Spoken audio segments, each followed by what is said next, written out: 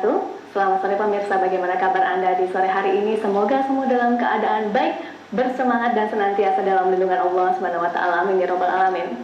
Pemirsa, gerakan yang menamakan dirinya ISIS atau Islamic State of Iraq and Syria sudah lama berlangsung dan bahkan saat ini sudah menjadi gerakan politik yang menginternasional dan sampai ke Indonesia. Karena itu pada sore hari ini dalam program Pendopo Kolbu kerjasama TVRI Jawa Tengah dengan Kantor Kementerian Agama Provinsi Jawa Tengah, kita akan membahas tema kita di hari ini yang akan membahas ISIS bertentangan dengan negara Rasulullah SAW dan mengancam NKRI. Untuk itu telah hadir di samping saya Bapak Dr. Kiai Haji Fadlan Musyafa LCMA, beliau dari MUI Jawa Tengah. Assalamualaikum warahmatullahi wabarakatuh. Waalaikumsalam warahmatullahi wabarakatuh. Bagaimana kabar Pak Kiai? Baik, alhamdulillah. Alhamdulillah. Terima kasih sudah menyempatkan diri di sini. Biasanya sudah berkeliling ya, terutama di Jakarta menyapa para pemirsa nasional. Dan hari ini kita membahas masalah ISIS, begitu. Dan kalau ISIS, kalau bahasa Jawa itu kan semriwing ya Pak ya. Kalau hari ini nih ISIS yang cukup membuat panas, membuat negara pun akhirnya juga mewaspadai, dan itu akan kita bahas di hari ini. Mungkin ada yang ingin dibuka dulu dengan sapaan pagi para pemirsa. Bismillahirrahmanirrahim. Assalamualaikum warahmatullahi wabarakatuh. Alhamdulillah wassalatu wassalamu ala Rasulillah Sayyidina wa Maulana Muhammadin wa ala alihi wa sahbihi ajma'in wa ba'du. Para pemirsa TVRI yang dirahmati Allah, sejenak kita untuk melihat apa yang dikatakan oleh Mbak Wike ini, bahwa ISIS itu adalah meresahkan bangsa Indonesia, di mana bangsa Indonesia ini kedatangan tamu tapi tidak menyenangkan.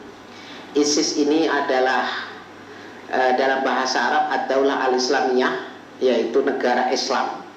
Tapi kedatangan ISIS ini adalah tidak menyenangkan dunia Islam itu sendiri, karena keberadaannya di Irak atau di Syria juga bertabrakan dengan negara setempat yang mana mereka itu dianggap separatis. Kegiatan ISIS ini adalah bukan sekedar hanya wacana atau pemikiran, tapi ini sudah sampai pada pergerakan yang mana mereka ingin memisahkan dari negara untuk membuat negara Islam di dalam negara. Ini sebenarnya adalah mimpi.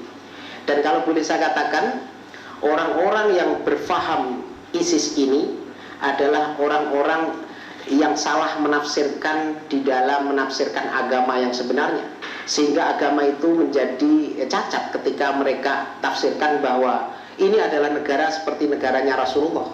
Karena dalam sejarahnya Rasulullah itu tidak pernah membuat negara Islam, tapi Rasulullah SAW membuat sistem pemerintahan yang Islami. Bentuk negaranya itu tidak pernah dibuat negara Islam. Rasulullah datang ke Madinah dari Mekah, hijrah ke Madinah. Di Madinah itu masyarakat sudah plural, ada beragama Yahudi, ada beragama Nasrani, dan ada beragama Majusi. Rasulullah datang tidak menyapu bersih agama harus hilang dan menjadi negara Islam, atau orang-orang yang kafir pada waktu itu harus habis. Tidak. Tapi Rasulullah sengaja untuk membuat negara itu negara persatuan, yaitu persatuan di antara kabilah-kabilah. Pada waktu itu banyak sekali kabilahnya. Kemudian menyatukan di antara etnis-etnis yang lain, juga menyatukan di antara agama-agama yang lain untuk membangun peradaban sebuah kenegaraan. Maka negaranya istilahnya negara persatuan.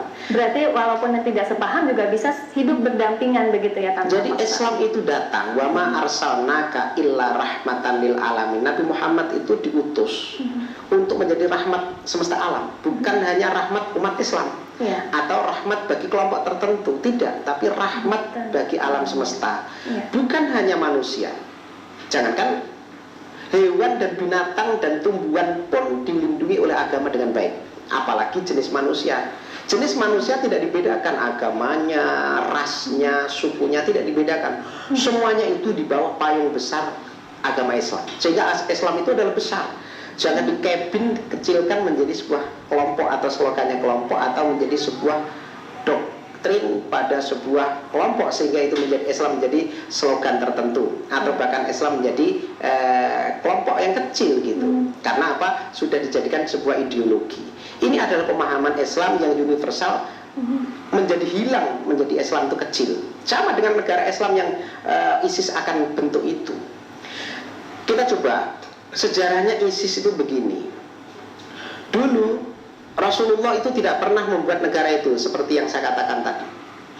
Kemudian ada muncul ingin adanya puritansi agama Islam dikembalikan kepada zaman Rasulullah.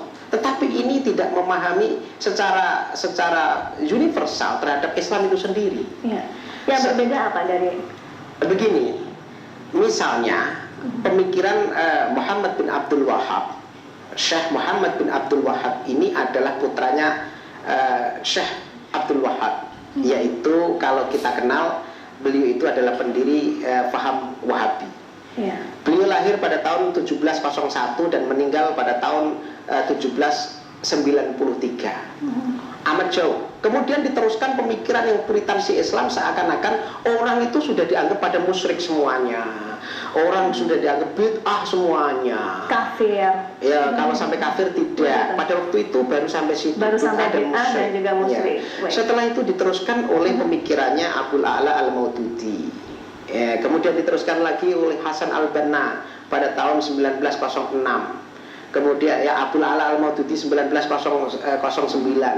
Itu adalah kurun-kurun di mana pan-Islamisme, Islam itu muncul ke belahan dunia itu sudah semakin terbuka. Baik. Kemudian mereka ingin, wah ini Islam dipeluk orang Indonesia yang penuh dengan mistik dan macam-macam. Islam dipeluk oleh orang-orang Cina macam-macam. Jadi ingin mengembalikan puritansi Islam tapi salah kaprah, memerangi budaya setempat sampai hilang dari akarnya. Padahal Islam itu mestinya agama yang ramah, agama yang menjadi rahmat bagi alam semesta. Tidak semerta-merta untuk perubahan itu menghilangkan sesuatu. Coba kita lihat dari Madinah dulu. Rasulullah membuat sebuah negara yang negara persatuan, kemudian di copy paste oleh negara Indonesia, oleh perumus Piagam Jakarta 9 orang itu, diantaranya perumus Piagam Jakarta itu satu orangnya adalah ada seorang ulama Hadratus Syekh Hasyim Asy'ari, tokoh pendiri agama, tokoh pendiri Nahdlatul Ulama. Beliau itu tidak menghendaki. Termasuk 9 orang itu yang beragama non-muslim hanya satu, Kapten Marawis. Beliau ini satu-satunya. Seandainya voting saja ingin membuat negara Indonesia negara Islam, itu sudah menang. Sudah menang. Tetapi kenapa the father founding of Republik Indonesia ini tidak ingin mendirikan negara Islam, tapi ingin mendirikan negara persatuan Indonesia. Karena apa? Filosofinya persis seperti filosofi pendirian Rasulullah ketika mendirikan negara Madinah. Kenapa? Karena di negara Indonesia ini sudah ada etnis sebelumnya, agama-agama yang sudah banyak. Ada agama Kristen, ada Hindu, Buddha, dan lain-lain sudah banyak sekali. Islam muncul dan datang. Maka para pendiri negara ini tidak ingin untuk menghabiskan agama-agama sebelumnya dibasmi dan sebagainya, tidak.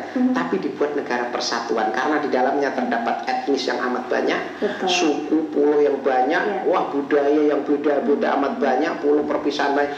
Dan untuk Sabang sampai Merauke ini tidak bisa disatukan menjadi satu. Harus dengan kata-kata Pancasila inilah. Pancasila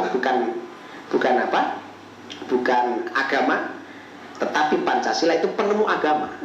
Pancasila ini adalah bukan Al-Quran, tapi ini adalah berdasar dengan agama-agama termasuk Pancasila berdasarkan Al-Quran. Karena ketuhanan yang Maha Esa itu semuanya komplit, itu tidak bertentangan dengan prinsip agama-agama yang ada di Indonesia. Sehingga Pancasila itu adalah penemu dari perbedaan-perbedaan, penyatu dari semua perbedaan-perbedaan, dan ketemunya itu adalah di titik persimpangan yang beda-beda amat banyak tadi, suku, ada agama, ada ras, kemudian ada bahasa, komplit lah. Karena juga di Arab juga berbagai suku, bangsa begitu. Sehingga ketemunya akan perbedaan, semuanya persimpangan itu akan ketemu di titik Pancasila.